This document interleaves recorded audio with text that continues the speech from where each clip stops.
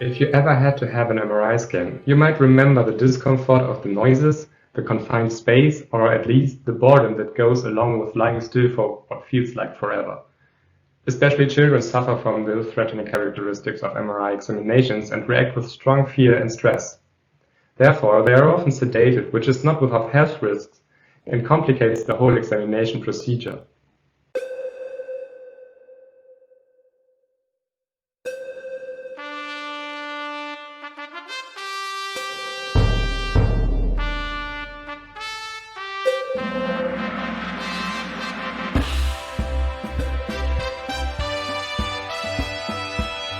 Our aim is to avoid sedation or narcosis and improve young patients' well-being and cooperativeness during the scan.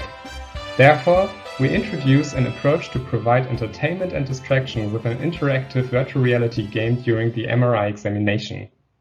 However, to date, there is no child-friendly and MRI-safe VR hardware available. For this reason, the VR Relax project was launched, which aims at the development of an indoor VR system suitable for children.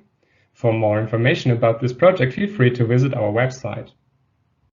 In this video, I present the systematic child-centered design and development of the VR game Penguin Start Journey, which is designed to distract from the examination, elicit positive emotions, and help the patients to relax during the MRI scan.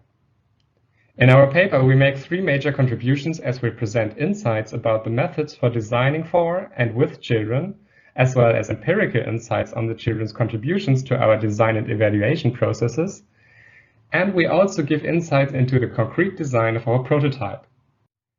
We pursued a child-centered participatory design process and conducted 2 ideation workshops with 15 children in a hospital school and 14 children in a primary school. The participating children in the workshops wrote stories and drew pictures that were supposed to relate to the examination and the MRI device. From the analysis of the children's work, we identified the topics space and traveling as popular topics that were naturally associated with the MRI scanner. From interviews with the children and radiology experts, we then derived 15 design requirements that form the basis of our game design. Since the time for this presentation is a bit short, I would like to briefly outline just a few of these requirements.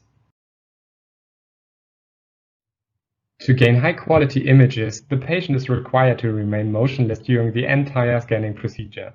Hence, the game must not provoke more physical motion than necessary. The narrowness of the MRI was the main stressor of the procedure. To counter the feeling of confinement, the virtual environment should be spacious and scenic. A virtual world that fascinates and impresses the patients is more likely to elicit a positive play experience and more distraction. The patients may not be able to interact with the game due to problems of understanding, physical or motor restrictions, or just because they do not feel like playing. So the app should not require the patients to interact, but should be interesting even if received passively like a film. To tackle this issue, we integrated 2 game modes, the active mode and the passive autopilot mode. In the passive mode, all interactions are performed by the game automatically. Thus, the experience becomes more comparable to watching an animated movie. However, if the player decides to re-enter the game by pressing a button, the game switches immediately from passive mode to active mode. To enable interaction during the scan, we use a special MRI-safe controller as an input device and broke down all possible input methods to pressing a single button. Next, I will describe 2 mini-games as examples of how simple game mechanics can be combined with the right stylistic elements to be entertaining in such a restricted environment. However, the design possibilities are by far not exhausted. This game is called Space Rescue. The player has to free the alien from the laser beams of the evil drones. To free the alien, all drones must be destroyed one by one. The player can send the robot to do this, and at the push of a button, it fires at the drones until they explode.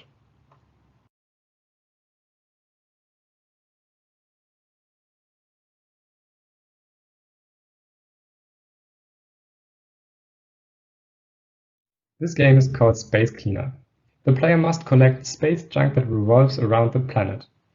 When the player presses the button, the little robot collects the corresponding object. Then the robot moves on and the next object can be collected. The game ends when the player has collected all scrap parts. Modern entertainment technology like VR can make MRI examinations more pleasant for young patients and less risky by avoiding sedation. At the same time, the MRI procedure becomes smoother and less time-consuming for the medical staff. We are confident that our concepts and procedures are suitable for this task. However, an empirical evaluation of the game with children is still due. Our child-centered approach can be a guideline for designers and researchers to develop similar applications to support the patient's well-being in several medical situations. This way, we can achieve a more efficient diagnosis and better therapy. I hope you enjoyed this video. If you have any questions, please do not hesitate to contact me. On behalf of my colleagues Oliver Basu and Mike Masuch, I say thank you for watching and have a nice Kite Play conference.